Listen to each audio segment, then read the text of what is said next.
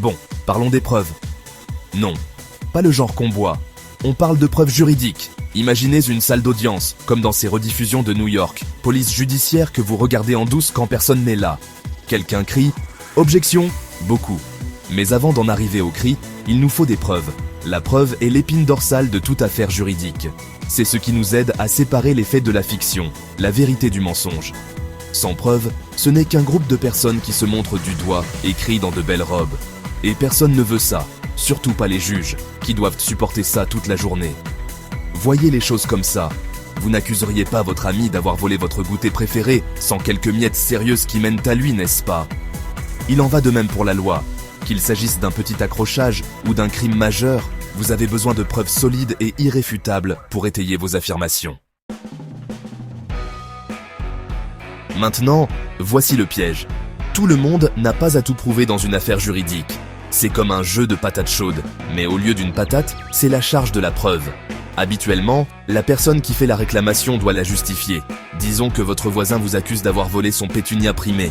C'est à lui de prouver que vous l'avez fait, et non à vous de prouver que vous ne l'avez pas fait. Il doit vous montrer en train de rôder dans son jardin avec une truelle à la main. Cette petite chose appelée charge de la preuve garantit que les choses sont justes. Alors, comment prouve-t-on réellement quelque chose au tribunal? Eh bien, les preuves juridiques se présentent sous différentes formes, chacune avec sa propre saveur unique. Décortiquons-les, voulez-vous? Tout d'abord, nous avons la preuve écrite, l'ami fidèle des avocats du monde entier. Contrat, email, ces lettres fortement formulées que vous avez peut-être envoyées ou non, tout compte. Ensuite, il y a le témoignage, qui est simplement un mot sophistiqué pour désigner quelqu'un qui monte à la barre et dit tout ce qu'il sait. Bien sûr, leurs histoires doivent être étayées par d'autres preuves, car comme nous le savons tous, les souvenirs peuvent parfois être un peu flous.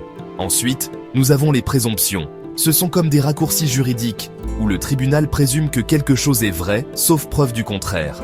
Par exemple, si vous vivez avec quelqu'un depuis des années et que vous agissez comme un couple marié, le tribunal peut présumer que vous êtes en union libre, même si vous ne vous êtes jamais officiellement marié.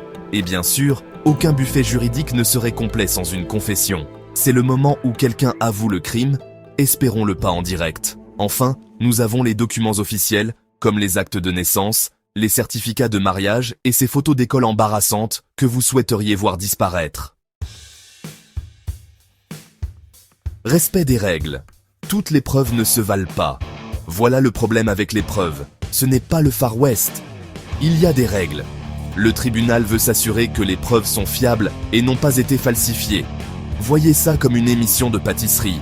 Vous ne pouvez pas vous contenter de présenter un gâteau détrempé et pas assez cuit et vous attendre à gagner. Par exemple, vous ne pouvez pas simplement vous promener au tribunal en brandissant une note manuscrite disant « J'ai tout vu » et vous attendre à ce que le juge la gobe.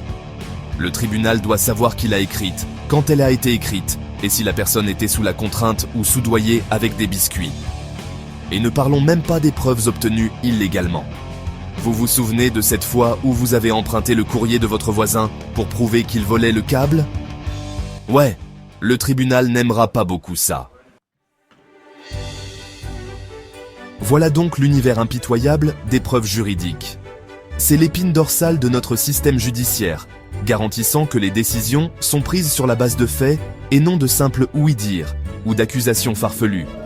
Comprendre les différents types de preuves, la charge de la preuve et les règles de la preuve est crucial pour quiconque veut naviguer dans le paysage juridique. Alors, la prochaine fois que vous regarderez une série judiciaire, faites attention aux preuves présentées. Vous pourriez être surpris de voir tout ce que vous avez appris. Et rappelez-vous, les jeunes, vérifiez toujours vos sources et ne sous-estimez jamais le pouvoir d'une bonne trace écrite. Restez informés, restez curieux et surtout, ne vous attirez pas d'ennuis.